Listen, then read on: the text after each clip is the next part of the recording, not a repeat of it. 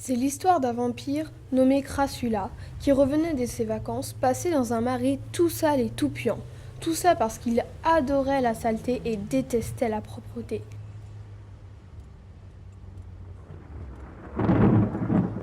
Il vivait dans un château situé au-dessus d'un village habité par des maniaques de la propreté. Au moment de rentrer chez lui, il eut la mauvaise surprise de les trouver en train de tout briquer du sol au plafond. Attendez, il en reste un peu là-bas. Par la barbe de Grâce-Bleue, comment osez-vous toucher à ma poussière adorée, à mes toiles d'araignée chérie?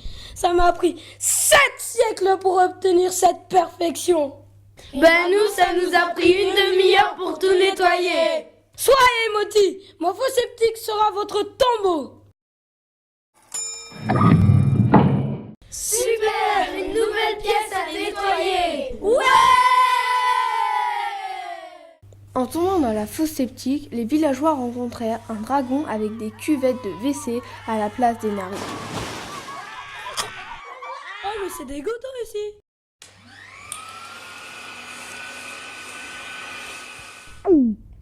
En croquant l'aspirateur pleine de poussière, le dragon sentit un picotement parcourir ses drôles de narines.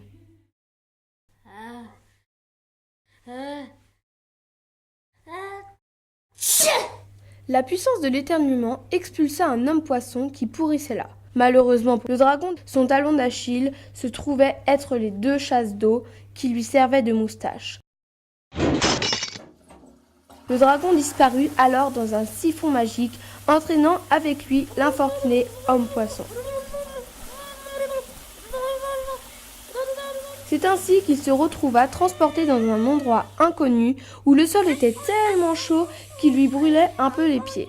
En explorant les environs, il en rencontra un homme étrange qui ressemblait à un tas de bacon et qui parlait un drôle de langage. Parle plus fort, je comprends rien.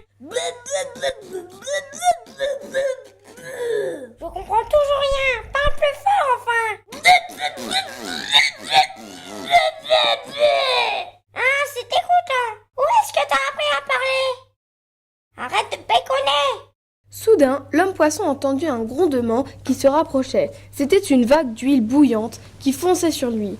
L'homme-poisson prit ses nageoires à son cou et c'est en grimpant sur une drôle d'îlot qu'il parvint à échapper à la mort par friture.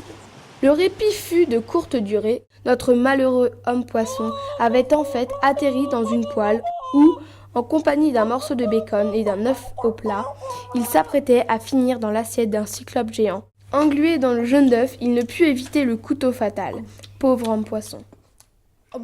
Son repas terminé, le géant se mit aux commandes de son vaisseau, en fait un pilier céleste grâce auquel il parcourait l'espace à la recherche de nouvelles planètes.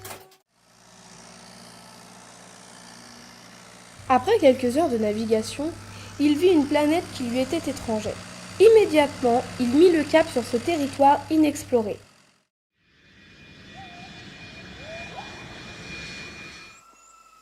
À son arrivée, il découvrit une jungle luxuriante et entreprit de l'explorer. Comme il avait de nouveau très faim, puisque c'était un géant, il grimpa à un arbre pour déguster quelques fruits étranges. Malheureusement, il s'agissait de fruits somnifères. Il chuta de l'arbre et tomba dans un profond sommeil.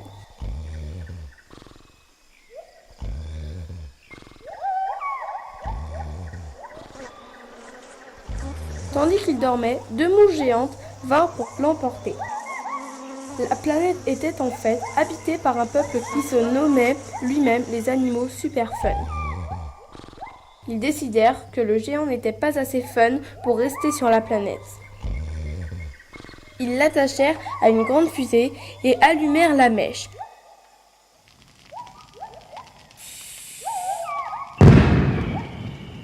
Adieu planète super fun, rebonjour l'espace infini. Après 2 jours d'errance intergalactique, le géant ligoté à la fusée arriva à proximité d'une base militaire secrète qui avait déployé un champ de mines pour éloigner les intrus. La chance est avec moi, se disait le géant après être passé à travers du champ meurtrier, mais il avait parlé trop vite. La dernière mine frappa son embarcation de plein fouet. la fusée fut projetée sur une planète qui passait par là et atterrit directement dans un magasin de jouets géants.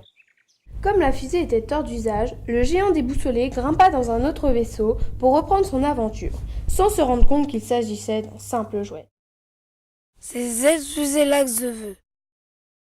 C'est à ce moment qu'un enfant géant, bien plus géant que le géant lui-même, arriva pour acheter la fusée dans laquelle il s'était installé. L'enfant partit chez lui pour s'amuser avec son nouveau jouet sans se douter qu'à l'intérieur, le petit géant passait un sale quart d'heure.